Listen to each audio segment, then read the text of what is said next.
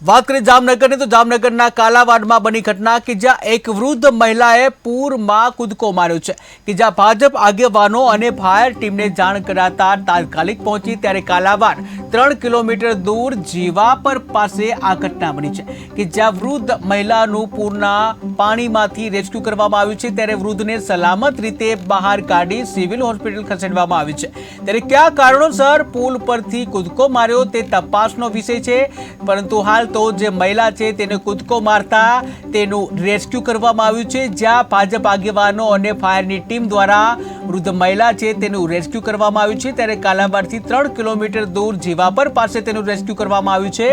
જ્યાં વૃદ્ધ મહિલાનું પૂરના પાણીમાંથી રેસ્ક્યુ કરવામાં આવ્યું છે ત્યારે વૃદ્ધને સહી સલામત રીતે બહાર કાઢવામાં આવી છે અને ત્યારબાદ તેને સારવાર માટે સિવિલ હોસ્પિટલ ખસેડવામાં આવી છે ત્યારે આખરે કયા કારણોસર પુલ પરથી કૂદકો માર્યો છે તે તપાસનો વિષય છે। એકાદ કલાક પહેલા મને મારા ફોનમાં એક વિસ્તારમાંથી કોઈ મને ફોન કરેલ કે ભાઈ રાજકોટ રોડ ઉપર જે બ્રિજ છે બ્રિજ ઉપરથી કોઈ માજી ચાલુપુરમાં કૂદકો માર્યો એટલે હું અર્જન્ટમાં ત્યાં પહોંચ્યો ઘટના સ્થળે અને જઈ જોયું તો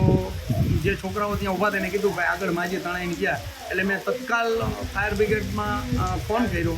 અને ફોન કરીને પરમારભાઈને કીધું કે ભાઈ તાત્કાલિક ટીમને રવાના કરો કૈલાસનગરના પુલ આગળ આવી રીતના ઘટના ઘટી છે તો અર્જન્ટમાં ટીમ આવી ગઈ અને ટીમને લઈને અમે આગળ 3-3.5 કિલોમીટર આગળ જીવાપર ગામ છે એના બ્રિજ આગળ એડવાન્સમાં જઈને ઊભા રહી ગયા તો એ સમય દરમિયાન માજી અથડાતા પૂરમાં તણાઈને સામે એક રેખડ આગળ ઓલામાં પકડીને ઊભા રહી ગયા હતા અને બહુ ખરાબ પરિસ્થિતિ હતી ફાયર બ્રિગેડની ટીમે અને અમે સાથે ઉતરીને માજીને જીવ કાઢી અને કાલાવાડ સરકારી હોસ્પિટલમાં લઈ આવી છે